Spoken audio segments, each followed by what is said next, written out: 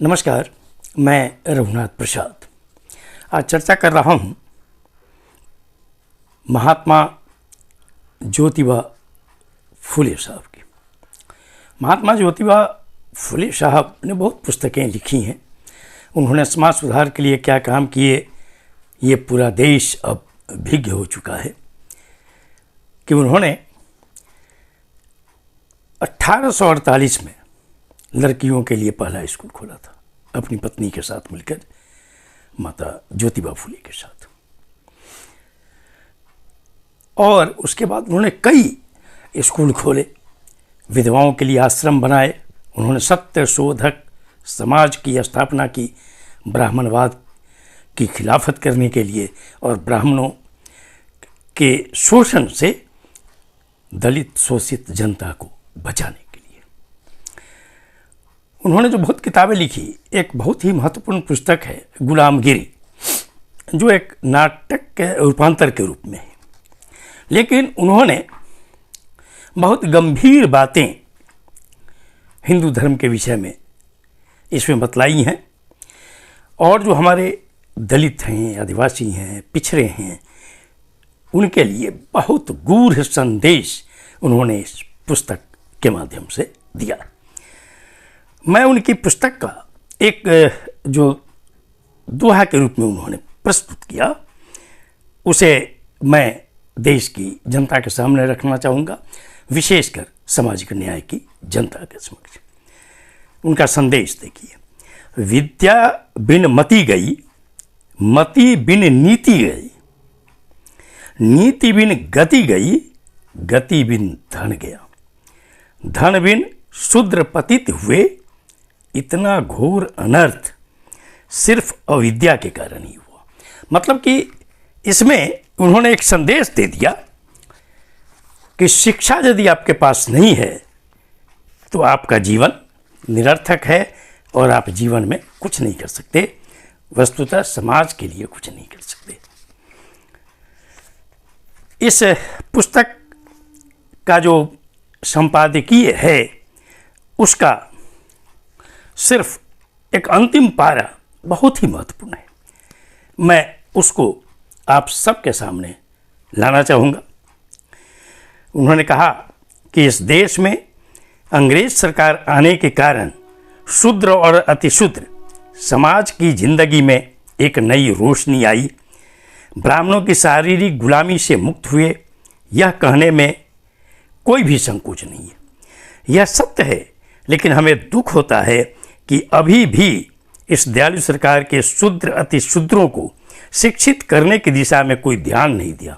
मतलब कि अंग्रेज सरकार को भी इन्होंने आगाह किया, और मैं समझता हूँ कि शायद इसी आगाह का असर रहा होगा कि सरकार ने 1873 में हंटर कमीशन की स्थापना की थी, और हंटर कमीशन ने शिक्षा के लिए सुझाव प्रस्तुत किए थे अंग्रेज सरकार के समक्ष, जिससे ये लोग अभी भी अनपढ़ अज्ञानी ही रहे। कुछ लोग पढ़े लिखे बन जाने पर भी ब्राह्मण पुरोहितों के झूठे, पाखंडी व काल्पनिक धर्म ग्रंथों, शास्त्र, पुराणों के अंध भक्त बनकर मानसिक रूप से गुलाम ही रहे। झूठे ग्रंथों के गुलाम हो जाने के कारण शूद्र अतिशूद्र लोगों में इतनी भी शक्ति व साहस नहीं रहा कि सरकार से शिकायत कर सकें। वे ब्राह्मण, पंडे, पुरोहित लोग सभी शूद्रों को सामाजिक, धार्मिक व सरकारी कामों में फंसाकर कितना लूटते खसूटते हैं। हमारी अंग्रेज सरकार का इस तरफ बिल्कुल ध्यान नहीं। अब सोचिए कि कितने साहसी व्यक्ति थे कि एक तरफ वो ब्राह्मणवाद, मनुवाद से लड़ रहे थे, दूसरी ओर वो अंग्रेज सरकार से भी लड़ रहे थे। और बाद में चलकर तो ऐसा हुआ कि अंग्रेज सरकार ने हंटर कमीशन के बाद काफ़ी स्कूल वगैरह खोलने शुरू किए, और कोल्हापुर रियासत के छत्रपति साहू जी महाराज ने तो इनसे प्रभावित होकर, ज्योतिबा फुले साहब से प्रभावित होकर, वहाँ के शासन में, अपनी रियासत के शासन में 50% आरक्षण दलितों और पिछड़ों को दिया। ये देश का 1902 में दिया गया आरक्षण देश का पहला आरक्षण है। इसलिए कहिए कि आरक्षण का एक तरह से जनक भी छत्रपति साहू जी महाराज हुए, जो इनके बताए रास्ते पर चले। इसलिए हम चाहते हैं कि अंग्रेज सरकार दया कर इन सारी बातों पर ध्यान दे, लूट खसोट रोके, ताकि शूद्र अतिशूद्र समाज के लोग ब्राह्मणों की मानसिक गुलामी से मुक्त हो सकें। हमारी सरकार से यही प्रार्थना है। ये बहुत इम्पोर्टेंट चीज़ है। अब मैं एक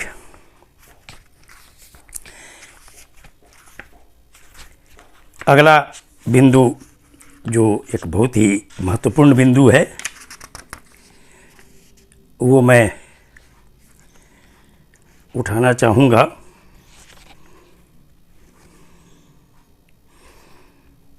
पेंशन,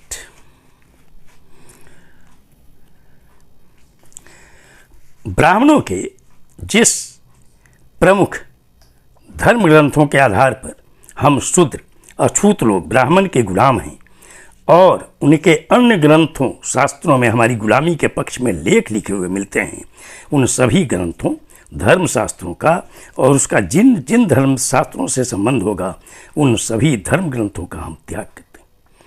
उसी तरह जिन धर्म ग्रंथों के आधार पर सभी लोगों को समान रूप से सभी वस्तुओं का, सभी मानवीय अधिकारों का समान रूप से उपभोग करने की इजाज़त हो, उस तरह के ग्रंथकार को मैं अपने निर्माण के संबंध में छोटा भाई जैसा आचरण करूँगा। मैं समझता हूँ कि चूँकि इन्होंने बहुत जगाने का प्रयास किया, इसीलिए धीरे धीरे अन्य समाज सुधारक भी आए और हिंदू धर्म में जितना हो सकता था उतना सुधार करने का प्रयास किया गया, और उन्होंने शूद्रों को जगाने के लिए हर संभव प्रयास किया। उन्होंने ब्राह्मणों की चालाकी और शूद्रों के भोलेपन के संबंध में एक कविता भी गुलामगिरी में अंकित की है। रोने लगते पड़ोसियों से आंसू नहीं आंखें पोंछते, दाम लेते रोने लगते बहुरूपिया स्वांग रचाते। सर्वसाक्षी जगतपति उसको न चाहिए मध्यस्थी, पाखंडी के 100 नखरे करते पूजा धाम लेते।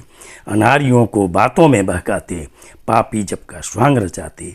वकीलों का डर नहीं, करता हमारा सर्व न्यायी, भाता सबको है समान, नहीं किसी को बेईमान। मुट्ठी भर ब्राह्मण शूद्रों के घर में, बहकावे की करते बातें। सुनो ज्योतिबा का सार, डालिए स्वयं पर भार। मैं समझता हूँ कि बहुत छोटा अंश मैंने लिया है गुलामगिरी का, और जगाने के लिए अनुसूचित जाति को, जनजाति को, अत्यंत पिछड़ों को जगाने के लिए, अंधविश्वास और पाखंड से दूर हटने के लिए इतनी संदेश ही काफ़ी है। और इसी से आप आगे बढ़ेंगे, आपकी तरक्की होगी, आपके बच्चे आगे बढ़ेंगे, और वो जब बच्चे आगे बढ़ेंगे शिक्षित होकर, तो वो देश के सर्वांगीण विकास में योगदान देंगे। ये वीडियो आपको अच्छा लगा हो तो निश्चित तौर पर लाइक करें, शेयर करें। अब तक मेरे चैनल को आपने सब्सक्राइब नहीं किया, सब्सक्राइब करें, बेल आइकन को टच करें, ताकि मेरे हर आने वाले वीडियो का नोटिफिकेशन आपको तुरंत मिल जाए। आप सभी लोगों के लिए शुभकामनाएं। धन्यवाद। जय